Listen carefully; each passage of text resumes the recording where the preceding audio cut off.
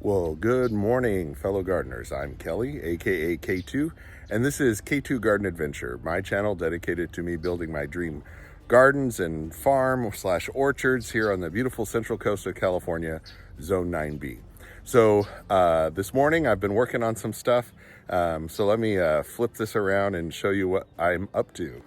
Okay, so anybody that's seen the channel, a few videos, probably knows that I deal with really alkaline soil here.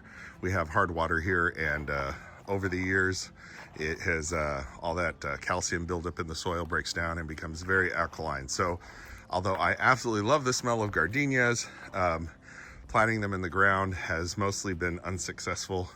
Although I think maybe I'm finally getting enough acidifier and using actual aluminum sulfate in addition to the espoma acidifier, and there's also liquid acidifiers. So maybe the few I have out front might actually survive. But in the meantime, I was at Home Depot the other night and they had two of these gardenia trees, or gardenias in standard form, and I had never seen this before. They smell absolutely wonderful. These beautiful white blooms, just, yeah, it's just stunning. And the other thing is nice because they're up at my height, I don't have to bend over to try to smell them. So I got both of them, and I had this idea while I was there about, wait a second, I can make two really nice containers here on the edge of the double gazebo. I might just call this the pavilion, anyways, because it's larger. But so I went ahead and then I saw they had the multicolor petunias with whites and dark purples and light purples, and anyway, so I went ahead and came and planted those, and the wind was really bad, so I was trying to get them planted anyways. Of course, that meant I forgot to run drip up through the container, and so that's all right. And so then the other thing I had the idea is like, oh, well, I already sort of had this is this amazing vine plant called a purple wing or dragon wing, I've heard it called. It's just this stunning flower. Oh, here we go. Here's one that's, I don't know if you can see that real good, but it's this stunning flower. And so I previously planted that on this, just one of my old Durham chalk containers, and threw some white dianthus down in the bottom, and have it growing up this little tower trellis here. And then I realized, I'm like, wait a second, well, let me get 3 of these big basket containers. These are the same ones I used for the big containers way out there at the front of the driveway entrance. So anyways, so I went ahead and got a third one. And then yesterday, I had a couple of guys come and help me with some big projects, which I'll show you at some point in a video, possibly this one. When I went to the store on an emergency Home Depot run, they decided to be nice, and they went ahead and planted up the other gardenia tree. But the problem is what they didn't realize is, like, I hadn't drilled the extra holes or run the drip in that one. So what I did just now is over here is I went ahead and put in the paver that I want in the gravel for them to sit on. That does a couple of things. One, it helps with keep drainage good, and the other thing that does is keep the gophers, because when I first moved here, I had hundreds of plants in containers over here on this gravel patch, and the gophers came in and chewed through the bottom of the plastic containers and went up inside and ate the plants. So anyway, besides you're able to level it, it makes it look much nicer. So I went ahead and set one and ran the drip line up through it. And so this one is pretty much all good to go. What I'm going to do is bring a 1/2 inch line from over there in front of the shed, run it underneath, in the gravel, real easy to bury, right? And and then I'll be able to supply these 3 containers over here on that zone, and so I don't have to remember to water these. Anyway, so this one is pretty much done. Like I said, just need to hook up the drip once it gets here. So I went ahead and got some more petunias in that same, while they still had all the colors of the white, the medium purple, and the dark purple. So now what I need to do is on this guy is transfer everything, all the the tree and the petunias that are in there, into this one. Oh, and then the other thing I do is I put gravel in the bottom. That does a few things. One, it helps ensure that airflow makes it up through the bottom, because if you just put potting soil in these, eventually that kind of like seals the holes. But this way, if you put a level of gravel in the bottom, and sometimes in the past I've even put some window screen material on top of the gravel to keep the dirt from even working its way down into the gravel, to ensure there's always great drainage, but I'm not going to worry about it with these.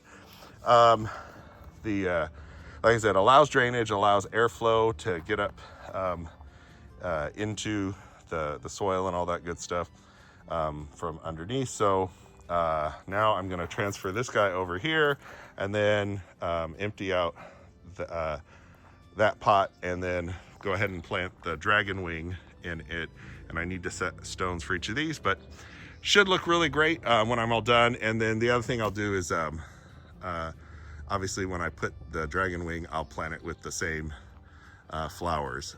So this should all look really awesome and smell amazing, at least the gardenia. So let me stop yapping and get to planting.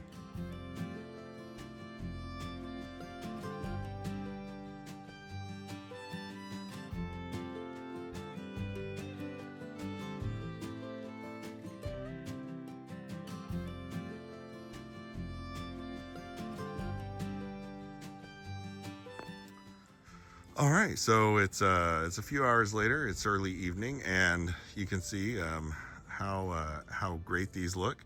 The petunias have woken up, and after getting watered in, and so we have over here on the north side of the pavilion, we've got the 3 different colors of petunias: the white, the light purple, and the darker purple.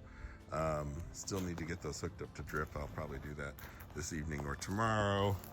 Then over here we've got the same combination of the petunias, and then the purple wing vine up above it looks great with the other purples. And you know, excited to see how big it gets, and looks like I might need to spray it with something, because something's eating the flowers. Possibly there's slugs and snails here are so bad. And then over here you can see in the shade, those really pop. Wow, the smell of the gardenias from here is wow, it just smells so good. Those are so strong.